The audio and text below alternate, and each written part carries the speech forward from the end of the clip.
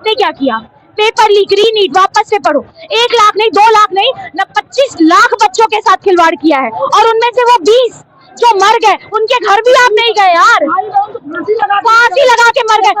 सिर्फ आप लोग जिस तरीके से पेपर का स्टैंडर्ड रख रहे हैं ना, कोटा में कितने बच्चे सुसाइड कर रहे हैं। मैंने खुद सोचा था कि मैं मर जाऊं, जिस तरीके से पेपर आ रहा था, पर नहीं लड़ी, मैं डटी रही, खड़ी रही, और यही हूँ, और अभी भी मैं डॉक्टर बनूंगी। फिर भी इनकी आंखें नहीं खुल रही है, फिर भी इनकी आंखें नहीं खुल रही हैं, और अभी भी मैं डॉक्टर बनूंगी। MBBS नहीं, पर PhD से मैं डॉक्टर बनूंगी। धर्मेंद्र प्रधान इस्तीफा दो, इस्तीफा नहीं तो शर्म करो, अरे शर्म नहीं तो डूब मरो। I am very sure, I am also a daughter, your daughter would be very ashamed of you right now कि पापा आपने ये क्या किया। और आप अगर NTA जैसी एजेंसीज को सही अमाउंट में पे कर रहे होते तो NTA पेपर लीक कभी नहीं करवाता। आप लोग सिस्टम में बैठ के जो पैसे खा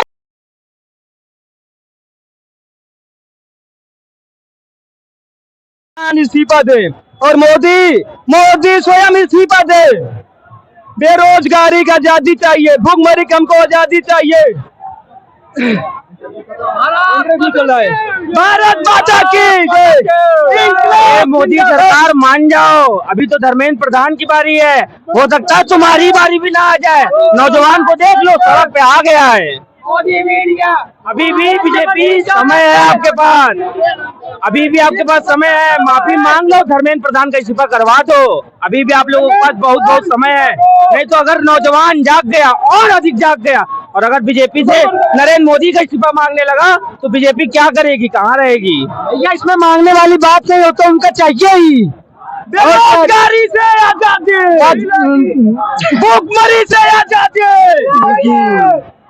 देखिए हमारा डिमांड एकदम सिंपल है, मैं नरेंद्र मोदी, मैं जिंदाबाद जिंदाबाद जिंदाबाद, मैं नरेंद्र मोदी।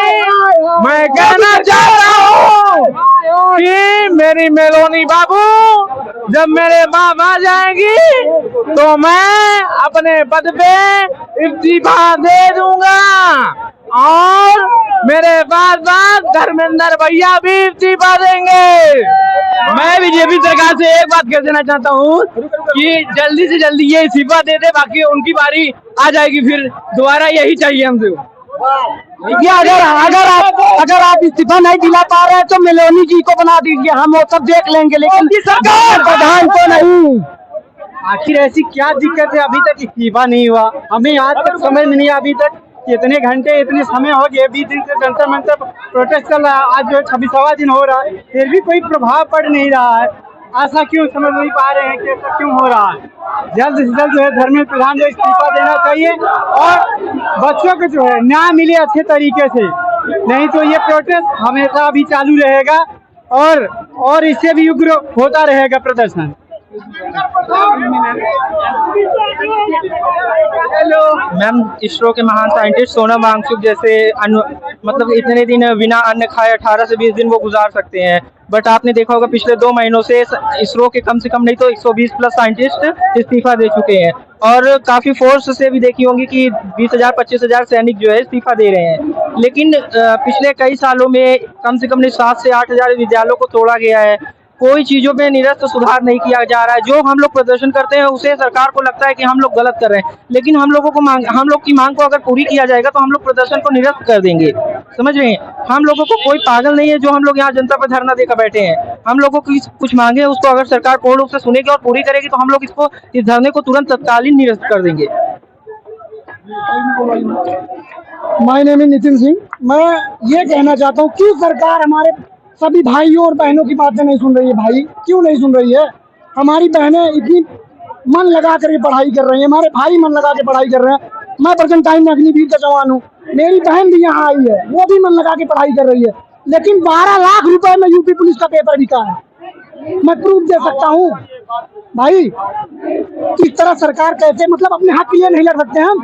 हमारी बहन जो अपने हक के लिए लड़ रही है उनको मारा जा रहा है। एक बहन हमारी शहीद हो गई जंतर मंतर, बताइए आप उनके घर के ऊपर क्या बीत रहा होगा? यहाँ जितने लड़के हैं कोई IAS का लड़का नहीं है, सब मिडिल क्लास फैमिली से है, सब किसान के घर से हैं, ठीक है, सब खेती बाड़ी वाले पिता माता के बच्चे हैं यहाँ, मेहनत करके 5,000 बेचते हैं, बच्चे पढ़ते हैं, लेकिन ऐसा होगा तो क्या होगा बताइए। भविष्य अंधेरे में जा रहा है सभी भाइयों का। मैं बस यही कहना चाहता हूँ कि धर्मेंद्र प्रधान इस्तीफा दे रहे हैं। बस हम ये कह रहे हैं सरकार को हम ही लोगों ने बनाया है, ना कि किसी और ने। हम लोगों की बात आज नहीं सुनी जाएगी युवाओं को तो कौन सुनेगा। आखिर सरकार बनी किस लिए? छात्रों की आवाज उठाए, आवाज को सुने, उसके कार्यों को करे, और क्या। अरे मेरी कोई बात नहीं। I was the NEET aspiring. बहुत गलत हुआ बच्चों के साथ, बिल्कुल ऐसा नहीं होना चाहिए। जब पेपर लीक होगा, स्टूडेंट्स आएंगे, प्रोटेस्ट होगा। एजुकेशन मिनिस्टर पूछू इस्तीफा दे दो यार, दे दो। एजेंसीज उतर आए हैं और किसको लाना है? मेरी मम्मा ने बोला है अच्छे से प्रोटेस्ट करना, और दीदी ने बोला है भूख लगे तो बताना, जोमेटो से खाना भी ऑर्डर कर दूंगी। हमारे घर वाले भी हमारे साथ है। अब कुछ नहीं हो सकता, अब इस्तीफा दे दो। पूरे छात्र उतर आए हैं, इलाहाबाद यूनिवर्सिटी के छात्र। धर्मेंद्र प्रधान इस्तीफा दो, इस्तीफा नहीं तो डूब मरो। अरे थोड़ी सी शर्म करो, शर्म नहीं तो डूब मरो। धर्मेंद्र प्रधान इस्तीफा दो, इस्तीफा नहीं तो शर्म करो। अरे शर्म नहीं तो डूब मरो। अरे जब मोदी डरता है और जब योगी डरता है, ये दिल्ली नहीं है, दिस इज प्रयागराज। और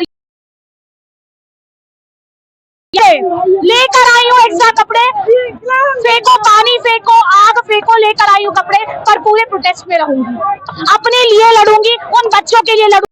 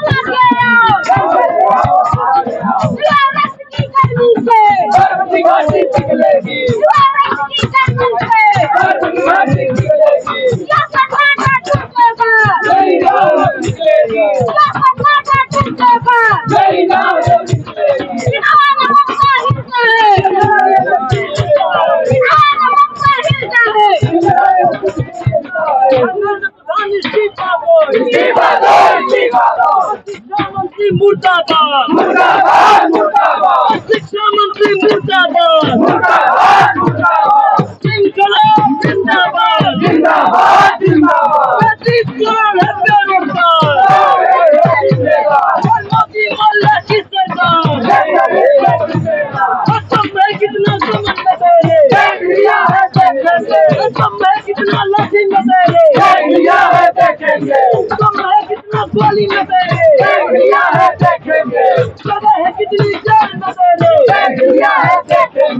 अंधकार का युग बीतेगा, अंधकार का युग बीतेगा,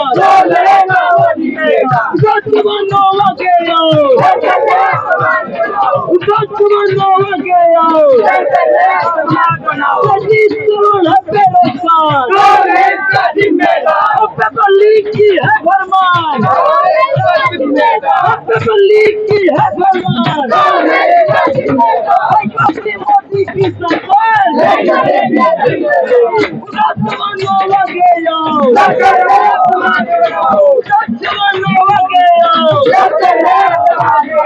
शिक्षा मंत्री इस्तीफा दो, तुमने दोगे लेकर रहेंगे, इस्तीफा तुमसे लेकर रहेंगे, जिंदाबाद।